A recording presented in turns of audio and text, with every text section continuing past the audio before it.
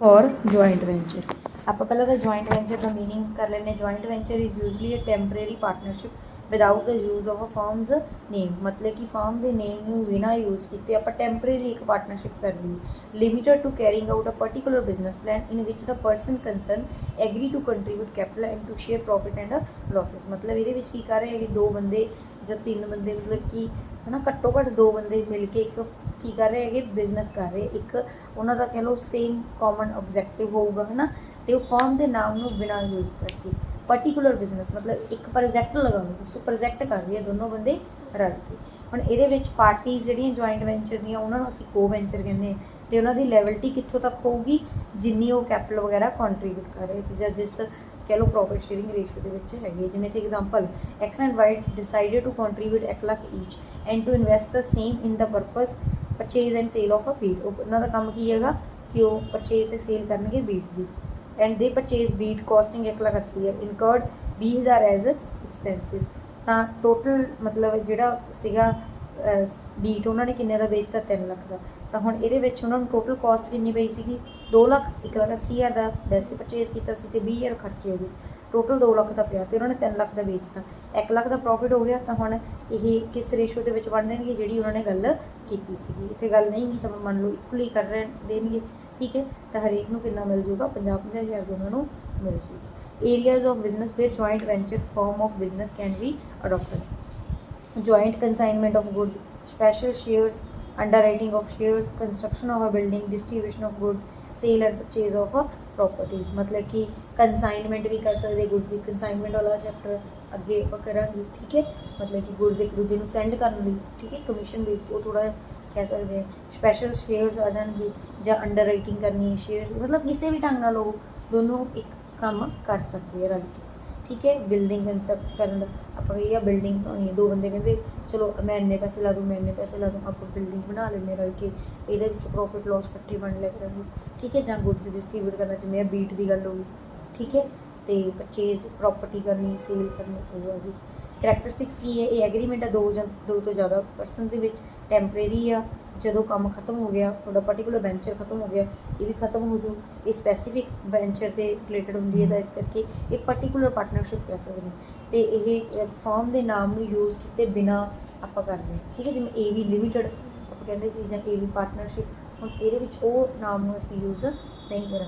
Main purpose की joint venture का is to make profit and distribute the profit among all co venture, ठीक है।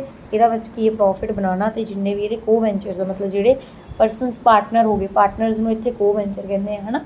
तो मतलब वो की करनगे प्रॉफिट इक्वली या जिस रेशो भी वो वंडणगे, या लॉसिस जिस रेशो की गल हुई है वो ही वंडणगे।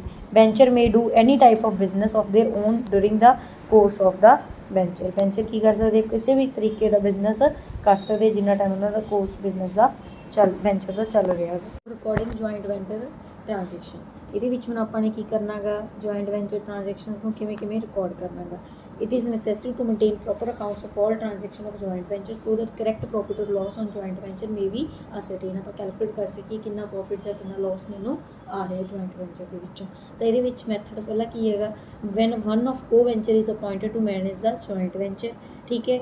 Van separate set of books is not maintain for recording joint venture transaction, when separate set of books is kept for joint venture, मतलब ये अलग अलग मैथड आ गए, ठीक है। When a joint venture transaction is recorded through the memorandum joint venture account, ये 4 method आ गए। पहला मैथड की when one of the co venture is appointed to manage the joint venture, जिथे असी एक परसन को कहता है, मतलब को वेंचर को कहता एक पार्टनर वही हो गया, वो कहता तू की करना गा, मैनेज करना जॉइंट वेंचर, ठीक है। ज़्यादातर ही मतलब अपने चलो फॉलो कर दी, ठीक है। This method is followed when most of the buying and selling on account of joint venture is manage by one co-venturer. जो ज़्यादा एक बंदा ही मतलब की कर रहा है मैनेज कर रहा है, तो फिर उन्होंने कह देंगे भी तू बुक्स भी मतलब कह लो है ना कर लेगा। अदर को ventures are only to contribute their share of investment in the joint venture, बस कल पैसे देंगे, बाकी सारा काम कौन कर रहा है, दूजा बंदा कर रहा है। तो हम ये जो पैसे आउणगे दूजिਆਂ तो, ठीक है, एज देयर इन्वेस्टमेंट, तो एंट्री की बन जूगी cash account debit to other को वेंचर्स अकाउंट्स। जिमें आप पहले लगते थे कि कैपिटल कंट्रीब्यूट की है, उन्होंने कैपिटल कंट्रीब्यूट की है, कैश आ जाएगा बिजनेस के विच, कैश में असीं डेबिट कर देंगे तो अदर को वेंचरस नूं क्रेडिट कर देंगे। अगे कैपिटल क्रेडिट करते सी, बस उन्हें कैपिटल के थां ते उस परसन का नाम आपां लिख देंगे। उस तो बाद जो गुड्स परचेज करेगी, ठीक है, तो एंट्री आ जाऊगी joint venture account debit to cash account. अगर आप परचेज की है मतलब कि कैश नाल, जिवें अगे परचेजिज अकाउंट डेबिट करते सी उहदी जगह ते हुण की लिखना गा जॉइंट वेंचर अकाउंट लिखना, ठीक है, टू कैश अकाउंट। उस तो बाद जे मतलब चैक करता तो बैंक आ जाऊगा, जे क्रेडिट है तो सप्लायर्स अकाउंट आ जाऊगा। Online goods out of his stock मतलब उन्हें आपदे स्टॉक दे विचों बिजनेस दे विच लगाया, ठीक है, एक तरीके की उहदे लई होई तां परचेज ही हैगी, ठीक है। तो फिर की आ जाऊ जॉइंट वेंचर अकाउंट डेबिट, क्योंकि इतने परचेज की गुड्स हुण किहदे तो कीती हैगी गुड्स अकाउंट एक तरीके नाल क्रेडिट करना, ठीक है। Being goods supplied out of stock, उहदे कोल जिहड़ा स्टॉक सी उहदे विचों उहने की कीता गा बिजनेस दे विच लगाया, ठीक है। उस तो बाद on goods being supplied by other को वेंचर, गुड्स सप्लाई किहदे द्वारा गईयां होर को वेंचर्स कर रहे हैगे। इत्थे गुड्स अकाउंट लिखिया सी क्योंकि उहदे कोल गुड्स घट गईयां सीगीयां, इस करके उहने गुड्स लिखतीआं सी आपदियां, बट इत्थे हुण अदर को वेंचर्स कर रहे हैं तो इत्थे टू अदर को वेंचर्स अकाउंट लिख दें, joint venture account debit to other को वेंचर्स अकाउंट, उन्होंने कॉन्ट्रीब्यूट करते हैं, ठीक है। उस तो बाद expenses incurred on account of joint venture account debit to cash account, ठीक है, कि एक्सपेंसिस होए आ जाणगे तो जॉइंट वेंचर में डेबिट कर दो। On sale of goods on account of joint venture cash account debit to joint venture account, अगर पैसे आ रहे हैं, ठीक है, जिवें हुण इत्थे कैश आपां क्रेडिट कीता सी परचेज तो ही बिल्कुल उल्ट हो जाएगी ना, उहदे विच जॉइंट वेंचर डेबिट सी कैश क्रेडिट सी, इत्थे फिर उहदे उल्ट हो जाएगा, कैश डेबिट हो जाएगा टू जॉइंट वेंचर अकाउंट। अगर वर्किंग पार्टनर नूं कमीशन मिल रही है joint venture account debit to commission account, ठीक है। तो उस तो बाद पार्टनर नूं कमीशन मिलनी है तो बुक्स की है पार्टनर दी है तो कमीशन वो इनकम होगी, तो जॉइंट वेंचर में इस करके डेबिट कर देंगे तो कमीशन नूं क्रेडिट कर देंगे, वो इनकम है। अगर अनसोल्ड स्टॉक वर्किंग पार्टनर ने ले लिया, ठीक है, जॉइंट वेंचर में क्रेडिट कर लेंगे तो गुड्स नूं डेबिट कर देंगे, ठीक है। वर्किंग पार्टनर किहड़ा गा जिहड़ा गुड्स मतलब कि अकाउंट्स में मैनेज भी कर रहा है बिजनेस में मैनेज भी कर रहा है, ਉਹਦੇ ਕੋਲ गुड्स आ जाएगी, इस करके गुड्स डेबिट हो जाएगी तो जॉइंट वेंचर क्रेडिट हो जाऊगा। तो अगर अनसोल्ड स्टॉक किने ले लिया होर को वेंचर्स ने ले लिया, अदर को वेंचर्स अकाउंट डेबिट हो जाऊ टू जॉइंट वेंचर अकाउंट, ठीक है। उस तो बाद joint venture account is closed by transferring the balance of the account इधर प्रॉफिट और loss to profit and loss account and other को वेंचर्स अकाउंट। ये की कह रहे हैं मतलब कि अगर प्रॉफिट हो गया तो की एंट्री बनूगी जॉइंट वेंचर अकाउंट डेबिट करांगे P&L नूं क्रेडिट करांगे, मतलब प्रॉफिट होंदा तो प्रॉफिट नूं की कर देना क्रेडिट ही कर देना, इस करके P&L क्रेडिट कर देंगे, अदर को वेंचर्स अकाउंट लिख देंगे। अगर लॉस हो गया तो एंट्री थोड़ी रिवर्स हो जाएगी, जॉइंट वेंचर क्रेडिट हो जाएगा P&L डेबिट हो जाएगा तो को वेंचर्स भी डेबिट हो जाएंगे, ठीक है। फिर उस तो बाद जॉइंट वेंचर एक नॉमिनल अकाउंट है, जे तुसीं कहिए, ठीक है, तो ये डेबिट करांगे cost of goods purchase supplied out of stock as well as expenses से क्रेडिट करांगे सेल ते अनसोल्ड स्टॉक, ठीक है। तो कहते जदों एंड ते तुसीं जॉइंट वेंचर कंप्लीट हो जाऊगा तो जी अमाउंट ड्यू होगी वो आपां देखांगे तो पेमेंट उन्होंने करांगे, एंट्री की बनूगी अदर को वेंचर्स में डेबिट करांगे तो कैश बैंक में क्रेडिट करांगे, ठीक है। जिवें अपने को आ क्वेश्चन आगा Ram Mohan Rahim were partners in a joint venture each contributing 5,000 Ram purchase goods for 13,000 also supply goods worth 1,000 from his stock. पहले जिमें जिमें ट्रांजैक्शन आई जाती आप नाल दी नाल एंट्रियां पाई जांदियां, किन्ने कंट्रीब्यूट किए 5,000 तो एंट्री की आ जाऊगी बैंक अकाउंट डेबिट हो जाऊगा, ठीक है। किन्नी अमाउंट नाल 5,000 किने किने दिता गा राम मोहन ते रहीम, बट ਉਹਦੇ ਕੋਲੇ एक्चुअल पैसे किन्ने आउणगे जे मान लो मैं ही मैनेज कर रही हैगी, ठीक है, मैनू मान लो तो आप 3 जने तिन्हों ने पार्टी करनी, मैं क्या आप 5-5 हज़ार रुपये कॉन्ट्रीब्यूट कर दो तो मैनू बाहरों किन्ने आउणगे 10 ही आऊगा ना, 5 तो 15 भावें हो तो जाना गा, बट मेरे वाला 5,000 तो मेरी एक जेब चो निकल के दूसरी जेब च आ गया, मतलब उत्थे ही रह गया ना, तो वही एंट्री नहीं पाऊगी, तो इस करके bank account debit to Mohan and Rahim दूसरे पार्टनर का आऊगा, ठीक है। उस तो बाद अगे Ram purchase goods for 13,000 also supply goods worth 1,000 from his stock, purchase की एंट्री की सीखी सी joint venture account debit to bank account, तो गुड्स उन्हें सप्लाई की तो वही entry joint venture to goods account, क्योंकि वो गुड्स घट गई, पहला कैश घटिया सी कैश क्रेडिट किया सी, हुण गुड्स घट गई ਗੁੱਡਸ ਕ੍ਰੈਡਿਟ ਕਰਤੀਆਂ। ਉਸ ਤੋਂ ਬਾਅਦ Rahim also supply goods to the supply value of 1500 from stock. ਹੁਣ ਰਹੀਮ ਨੇ ਦਿੱਤਾ ਤਾਂ ਰਹੀਮ ਦਾ ਵੱਧ ਜਾਏਗਾ, ਉਹਨੂੰ ਕੱਲ੍ਹ ਨੂੰ ਪੈਸੇ ਦੇਣੇ ਇੱਕ ਤਰੀਕੇ ਨਾਲ, ਤਾਂ ਰਹੀਮ ਕ੍ਰੈਡਿਟ ਹੋ ਜੂ, ਜੁਆਇੰਟ ਵੈਂਚਰ ਡੈਬਿਟ ਹੋ ਜੂ। ਉਸ ਤੋਂ ਬਾਅਦ his expenses on connection with the supplying of goods on account of joint venture amounted to 50। expenses ਕਿੰਨੇ ਹੈਗੇ ਉਹਦੇ 50 ਰੁਪੀਜ਼ ਲੱਗੇ ਹੈਗੇ, 1500 ਦੇ ਉਹਨੇ ਮਤਲਬ ਕਿ ਗੁੱਡਸ ਆਪਾਂ ਨੂੰ ਦਿੱਤੀਆਂ ਸੀ, ਤਾਂ ਇਹਦੀ entry joint venture to Rahim 1550 ਦੀ ਵੀ ਪੈ ਜਾਣੀ ਸੀ। 1500 ਤਾਂ ਉਹਦਾ ਸੀਗਾ, ਠੀਕ ਹੈ, ਵੀ ਉਹਨੇ ਚੀਜ਼ਾਂ ਭੇਜੀਆਂ ਤੇ ਮਤਲਬ ਉਹਦੇ 50 ਰੁਪਏ ਖਰਚਾ ਵੀ ਆ ਗਿਆ, ਤਾਂ ਉਹ ਆਪਾਂ ਤੋਂ ਹੀ ਲਊਗਾ, ਉਹਨੇ ਸਮਾਨ ਭੇਜਿਆ ਅਤੇ ਖਰਚਾ ਹੋ ਗਿਆ, ਤਾਂ 1550 ਆ ਗਿਆ।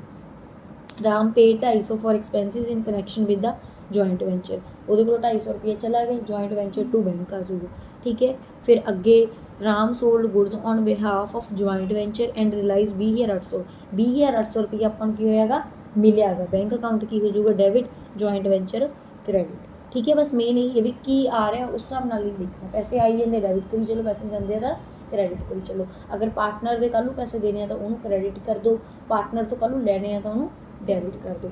ਅਗਰ ਗੁੱਡਸ ਵੈਸੇ ਘਟ ਗਈਆਂ ਗੁੱਡਸ ਕ੍ਰੈਡਿਟ ਕਰ ਦਾਂਗੇ, ਜਿਵੇਂ ਉਹਨੇ ਸਟਾਕ ਸਪਲਾਈ ਕੀਤਾ ਹੈਗਾ ਤਾਂ ਉਹਦੀਆਂ ਗੁੱਡਸ ਘਟ ਜਾਣਗੀਆਂ ਇਸ ਕਰਕੇ, ਠੀਕ ਹੈ, ਉਵੇਂ ਪਾ ਦਾਂਗੇ। ਫਿਰ ਆ ਗਿਆ Ram sold goods on behalf of joint venture and realise, ਇਹਦਾ ਕਰ ਲਿਆ ਸੀਗਾ। Ram was entitled to a commission of 5% on sale, Ram ਨੂੰ ਕਮਿਸ਼ਨ ਮਿਲਣੀ ਹੈ ਜਿੰਨੀ ਸੇਲ ਕੀਤੀ, ਠੀਕ ਹੈ। ਸੇਲ ਕਿੰਨੀ ਕੀਤੀ ਹੈਗੀ 20,800 ਤੇ 20,800 ਦਾ 5% ਉਹਨੂੰ ਕਮਿਸ਼ਨ ਦੇ ਦਾਂਗੀ, joint venture to commission account, ਠੀਕ ਹੈ, ਉਹਦੀ ਇਨਕਮ ਹੋਊਗੀ ਇਸ ਕਰਕੇ ਕ੍ਰੈਡਿਟ ਹੋ ਜੂਗੀ। ਫਿਰ ਅੱਗੇ unsold goods amounting to 500 but taken over by Mohan, Mohan ਨੇ ਟੇਕ ਓਵਰ ਕਰ ਲਈਆਂ, Mohan account debit to joint venture account 500 ਆ ਜੂਗੀ, ਠੀਕ ਹੈ, ਕਿਉਂਕਿ ਮੋਹਨ ਨੇ ਚੀਜ਼ਾਂ ਲੈ ਲਈਆਂ ਤਾਂ ਮੋਹਨ ਤੋਂ ਕੱਲ੍ਹ ਨੂੰ ਪੈਸੇ ਲੈਣੇ, ਇਸ ਕਰਕੇ ਮੋਹਨ ਡੈਬਿਟ ਹੋ, ਠੀਕ ਹੈ। Ram settle accounts of Mohan and Rahim by bank draft, ਤਾਂ ਆਪਾਂ ਇੱਥੇ ਹੁਣ ਐਂਡ 'ਤੇ ਹਿਸਾਬ ਕਰਾਂਗੇ, ਠੀਕ ਹੈ। ਇਹ ਭਾਵੇਂ ਤੁਸੀਂ ਨਾ ਅਕਾਊਂਟ ਇਹਦੇ ਵਿੱਚ ਇਹਨਾਂ ਨੇ ਆਪਾਂ ਨੂੰ ਕਿਹਾ ਹੀ ਹੈ ਬਣਾਉਣ ਨੂੰ, ਤਾਂ ਆਪਾਂ ਅਕਾਊਂਟ ਦੇ ਥਰੂ ਜ਼ਿਆਦਾ ਕੈਲਕੂਲੇਸ਼ਨ ਸੌਖੀ ਹੋ ਜੂਗੀ, ਤਾਂ ਆਪਾਂ ਜੁਆਇੰਟ ਵੈਂਚਰ ਅਕਾਊਂਟ ਨੂੰ ਬਣਾ ਲੈਂਦੇ ਹੈਗੇ। ਜੁਆਇੰਟ ਵੈਂਚਰ ਅਕਾਊਂਟ ਤਾਂ ਇਹਦੇ ਵਿੱਚ ਆਪਾਂ ਜਿੱਥੇ ਜਿੱਥੇ ਜੁਆਇੰਟ ਵੈਂਚਰ ਸੀਗਾ, ਠੀਕ ਹੈ, ਜੁਆਇੰਟ ਵੈਂਚਰ ਆ ਪਹਿਲੀ ਐਂਟਰੀ 'ਚ ਹੈ ਨਹੀਂ, ਦੂਜੀ 'ਚ ਹੈਗਾ joint venture account to bank account, ਤਾਂ ਜੁਆਇੰਟ ਵੈਂਚਰ ਦੇ ਵਿੱਚ ਮਤਲਬ ਡੈਬਿਟ ਹੋ ਰਿਹਾ ਹੈਗਾ ਤੇ ਕਿਹਦੀ ਵਜ੍ਹਾ ਨਾਲ ਬੈਂਕ ਦੀ ਵਜ੍ਹਾ ਨਾਲ, ਤਾਂ ਟੂ ਬੈਂਕ ਅਕਾਊਂਟ ਆਪਾਂ 13,000 ਇੱਧਰ ਲਿਖ ਦਾਂਗੇ। ਜੁਆਇੰਟ ਵੈਂਚਰ ਮਤਲਬ ਇੱਕ ਨੋਮੀਨਲ ਅਕਾਊਂਟ ਹੈ ਤਾਂ ਸਾਰੇ ਐਕਸਪੈਂਸਿਸ ਡੈਬਿਟ ਸਾਈਡ 'ਤੇ ਲਿਖੀ ਚਲੋ, ਸਾਰੀ ਇਨਕਮ ਕ੍ਰੈਡਿਟ ਸਾਈਡ 'ਤੇ ਲਿਖੀ ਚਲੋ। ਆਪਾਂ ਪਰਚੇਜ਼ ਕਰਾਂਗੇ ਤਾਂ ਕੀ ਹੋਊਗਾ ਐਕਸਪੈਂਸ ਹੋਊਗਾ, ਤਾਂ ਇਸ ਕਰਕੇ ਡੈਬਿਟ ਸਾਈਡ 'ਤੇ ਲਿਖ ਦਾਂਗੇ। ਉਸ ਤੋਂ ਬਾਅਦ ਗੁੱਡਸ ਸਪਲਾਈਆਂ ਕੀਤੀਆਂ ਸੀਗੀਆਂ ਤਾਂ ਉਹਦੇ ਲਈ ਫਿਰ ਵੀ ਐਕਸਪੈਂਸ ਹੈਗਾ, ਠੀਕ ਹੈ, ਜੁਆਇੰਟ ਵੈਂਚਰ ਲਈ ਤਾਂ ਇਹ ਵੀ ਡੈਬਿਟ ਸਾਈਡ 'ਤੇ ਆ ਜਾਊਗਾ। ਗੁੱਡਸ ਐਂਡ ਐਕਸਪੈਂਸਿਸ ਜਿਹੜੀ ਰਹੀਮ ਤੋਂ ਗੁੱਡਸ ਲੱਤੀਆਂ ਸੀਗੀਆਂ ਉਹ ਵੀ ਡੈਬਿਟ ਸਾਈਡ 'ਤੇ ਆ ਜਾਣਗੀਆਂ, ਐਕਸਪੈਂਸਿਸ ਪੇ ਕੀਤੇ ਆ ਉਹ ਵੀ ਡੈਬਿਟ ਸਾਈਡ 'ਤੇ ਆ ਜੂ, ਕਮਿਸ਼ਨ ਜੁਆਇੰਟ ਵੈਂਚਰ ਨੇ ਤਾਂ ਪੇ ਕੀਤੀ ਹੈ ਤਾਂ ਇਸ ਕਰਕੇ ਉਹ ਵੀ ਕੀ ਹੋ ਜੂਗੀ ਡੈਬਿਟ ਸਾਈਡ 'ਤੇ ਆ ਜੂ। ਜੁਆਇੰਟ ਵੈਂਚਰ ਬਾਰੇ ਸੋਚਣਾ, ਜੁਆਇੰਟ ਵੈਂਚਰ ਦਾ ਐਕਸਪੈਂਸ ਡੈਬਿਟ, ਜੁਆਇੰਟ ਵੈਂਚਰ ਦੀ ਇਨਕਮ ਕ੍ਰੈਡਿਟ। ਉਸ ਤੋਂ ਬਾਅਦ ਇੱਧਰ ਕ੍ਰੈਡਿਟ ਸਾਈਡ ਪ੍ਰਪੇਅਰ ਕਰ ਲਾਂਗੇ, ਸੇਲ ਹੋਈ ਸੀਗੀ ਉਹ ਲਿਖ ਦਾਂਗੇ, ਤੇ ਅਨਸੋਲਡ ਸਟਾਕ ਉਹਨੇ ਲੈ ਲਿਆ, ਭਾਵੇਂ ਬਾਹਰ ਵੇਚਿਆ ਭਾਵੇਂ ਘਰੇ ਵੇਚਿਆ, ਮਤਲਬ ਘਰੇ ਦਾ ਮਤਲਬ ਪਾਰਟਨਰ ਨੂੰ ਵੇਚਿਆ ਆਊਗਾ ਤਾਂ ਇੱਧਰ ਹੀ ਬਾਈ ਮੋਹਨ ਅਕਾਊਂਟ ਆ ਜਾਊਗਾ 500 ਰੁਪਏ, ਠੀਕ ਹੈ। ਤੇ ਇੱਧਰ ਦੋਨੋਂ ਸਾਈਡ ਟੋਟਲ ਕਰਾਂਗੇ, ਜੋ ਬੈਲੈਂਸਿੰਗ ਫਿਗਰ ਆ ਗਈ ਇਹ ਕੀ ਆ ਗਿਆ ਆਪਣਾ ਪ੍ਰੋਫਿਟ ਆ ਗਿਆ ਜੁਆਇੰਟ ਵੈਂਚਰ ਦਾ। ਇਹ ਹੁਣ ਪ੍ਰੋਫਿਟ ਦੀ entry joint venture account debit, ਠੀਕ ਹੈ, ਕਿੰਨੇ ਨਾਲ ਆ 4460 ਟੂ ਪ੍ਰੋਫਿਟ ਆਉਣਾ ਜੁਆਇੰਟ ਵੈਂਚਰ। ਪ੍ਰੋਫਿਟ ਜਿਹੜਾ ਮਤਲਬ ਆਪਣਾ ਵਰਕਿੰਗ ਪਾਰਟਨਰ ਆ ਉਹਦੀ ਤਾਂ ਟੂ P&L ਅਕਾਊਂਟ ਐਂਟਰੀ ਆਏਗੀ, ਤੇ ਜਿਹੜੇ ਨੋਨ ਵਰਕਿੰਗ ਆ ਉਹਨਾਂ ਦਾ ਮੋਹਨ ਤੇ ਰਹੀਮ ਆ ਜਾਏ। ਉਸ ਤੋਂ ਬਾਅਦ ਮੋਹਨ ਦਾ ਅਕਾਊਂਟ ਪ੍ਰਪੇਅਰ ਕਰਾਂਗੇ, ਇਹਦੇ ਵਿੱਚ ਮੋਹਨ ਜਿੱਥੇ ਆਇਆ ਸੀ ਕੁਐਸਚਨ ਦੇ ਵਿੱਚ, ਮੋਹਨ ਇੱਥੇ ਕ੍ਰੈਡਿਟ ਹੋ ਰਿਹਾ ਸੀ ਬਾਈ ਬੈਂਕ ਦੇ ਨਾਮ ਨਾਲ, ਕਿੰਨੀ ਅਮਾਊਂਟ 5000, ਇੱਥੇ ਬਾਈ ਬੈਂਕ ਅਕਾਊਂਟ 5000 ਆ ਜਾਏਗਾ। ਫਿਰ ਮੋਹਨ ਕਿਹੜੀ ਐਂਟਰੀ 'ਚ ਆਇਆ ਸੀਗਾ ਆਹ ਜੁਆਇੰਟ ਵੈਂਚਰ ਅਕਾਊਂਟ ਵਾਲੀ 500 ਵਾਲੀ 'ਚ, ਠੀਕ ਹੈ, ਤਾਂ ਇੱਥੇ ਆਪਾਂ ਕੀ ਕਰਾਂਗੇ ਮੋਹਨ ਇੱਥੇ ਡੈਬਿਟ ਹੋ ਰਿਹਾ ਕਿਹਦੀ ਵਜ੍ਹਾ ਨਾਲ ਜੁਆਇੰਟ ਵੈਂਚਰ ਦੀ ਵਜ੍ਹਾ ਨਾਲ, ਕਿੰਨੇ ਰੁਪਏ 500 ਰੁਪਏ। ਉਸ ਤੋਂ ਬਾਅਦ Mohan Rahim to bank account ਆ ਜਿੰਨੀ ਅਮਾਊਂਟ ਆਪਾਂ ਉਹਨਾਂ ਨੂੰ ਰਿਮਿਟ ਕਰ ਰਹੇ ਹਾਂ, ਠੀਕ ਹੈ, ਇਹ ਵੀ ਆਪਾਂ ਇਹਦੇ ਥਰੂ ਹੀ ਕੱਢ ਸਕਦੇ। ਪ੍ਰੋਫਿਟ ਅੰਦਰ ਕ੍ਰੈਡਿਟ ਸਾਈਡ 'ਤੇ ਪਾ ਦਾਂਗੇ, ਜਿਵੇਂ ਆਪਾਂ ਇਹ ਪਾਰਟਨਰ ਦਾ ਅਕਾਊਂਟ ਦੀ ਤਰ੍ਹਾਂ ਹੀ ਬਣਨਾ, ਠੀਕ ਹੈ। ਬੈਲੈਂਸ ਬਰੋਡ ਡਾਊਨ ਜੇ ਕੈਪੀਟਲ ਆਪਾਂ ਕ੍ਰੈਡਿਟ ਸਾਈਡ 'ਤੇ ਲਿਖਦੇ ਸੀਗੇ, ਤੇ ਜੇ ਉਹਨੇ ਪ੍ਰੋਫਿਟ ਵਗੈਰਾ ਹੋਇਆ ਕ੍ਰੈਡਿਟ ਸਾਈਡ 'ਤੇ ਲਿਖਣਾ ਗਾ। ਤੇ ਜੁਆਇੰਟ ਵੈਂਚਰ ਆਹ ਕਾਹਦਾ ਉਹਨੇ ਗੁੱਡਸ ਟੇਕ ਓਵਰ ਕੀਤੀਆਂ ਸੀ ਡੈਬਿਟ ਸਾਈਡ 'ਤੇ ਲਿਖਦੇ ਸੀ, ਤੇ ਜੋ ਬੈਲੈਂਸਿੰਗ ਫਿਗਰ ਆ ਗਈ ਉਹ ਕੀ ਪਾ ਦੇਣੀ ਹੈਗੀ ਟੂ ਬੈਂਕ ਅਕਾਊਂਟ, ਠੀਕ ਹੈ। ਇਹਦੇ ਰਹੀਮ ਦੇ ਵਿੱਚ ਵੀ ਇਹੀ ਹੋਇਆ ਹੈਗਾ।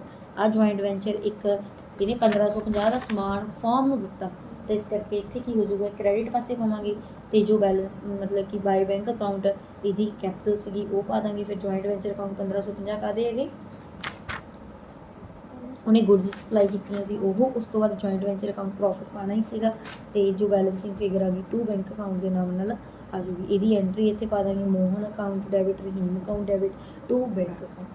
C of Chennai entered into joint venture with the A of Amritsar and M of Mirzapur on the following arrangement. A would purchase blanket and M would purchase carpet, both of whom would send to C and goods for sale। ਇਹਦੇ ਵਿੱਚ ਕੀ ਕਰ ਰਹੇ ਹੈਗੇ, ਮਤਲਬ C of Chennai, ਇਹਦੇ ਵਿੱਚ ਇਹਨਾਂ ਨੇ ਕਿਹਾ ਹੈਗਾ ਕੋ venture account in the books of C ਆਪਣਾ ਮਤਲਬ ਕੀ ਹੈਗਾ ਮੈਨੇਜ ਕਰ ਰਿਹਾ ਸਾਰਾ ਕੁਝ।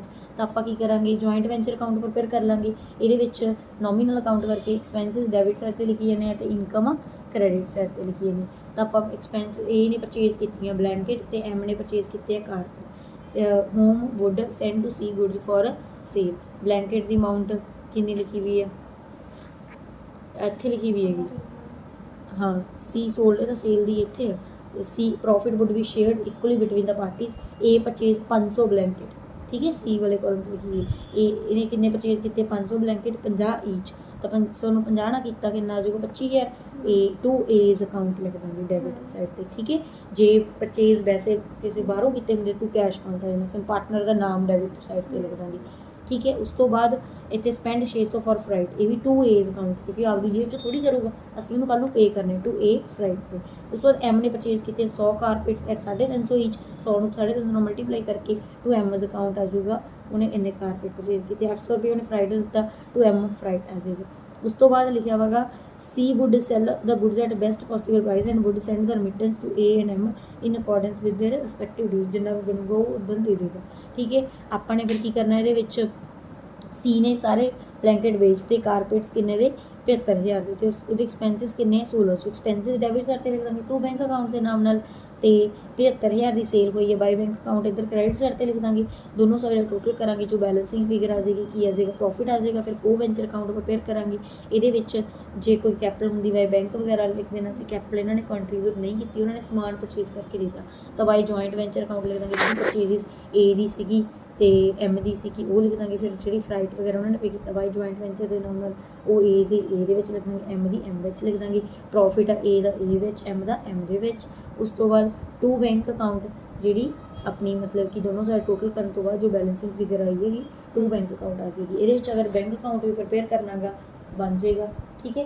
ਇੱਥੇ ਜਿਹੜੀ ਬੈਂਕ ਕੀ ਹੋ ਰਹੀ ਹੈਗੀ ਡੈਬਿਟ ਹੋ ਰਹੀ ਹੈਗੀ, ਉਹ ਬੈਂਕ ਦੇ ਵਿੱਚ ਕ੍ਰੈਡਿਟ ਹੋ ਜਾਣੀ ਹੈ। ਜਿਵੇਂ ਜੁਆਇੰਟ ਵੈਂਚਰ ਦੇ ਵਿੱਚ ਆ 1600 ਰੁਪਏ ਸੀਗਾ, ਠੀਕ ਹੈ। ਇੱਥੇ ਕੀ ਲਿਖ ਦਾਂਗੇ ਬਾਈ ਜੁਆਇੰਟ ਵੈਂਚਰ, ਠੀਕ ਹੈ। ਕਿੰਨੀ ਅਮਾਊਂਟ ਨਾਲ 1600 ਰੁਪਏ ਨਾਲ, ਤੇ ਇੱਥੇ ਬਾਈ ਬੈਂਕ 75000 ਹੈਗਾ, ਠੀਕ ਹੈ।